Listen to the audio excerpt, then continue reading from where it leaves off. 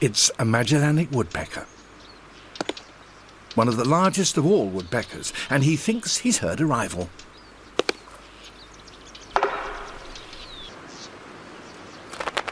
He comes in for a closer look.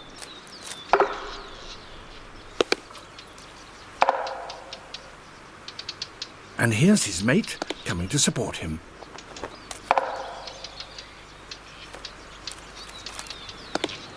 Now she joins in the dispute.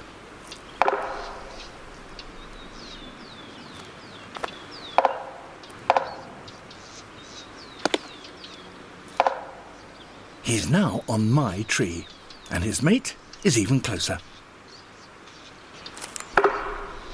I've stopped knocking, so it seems to them that their rival has disappeared. So all is well.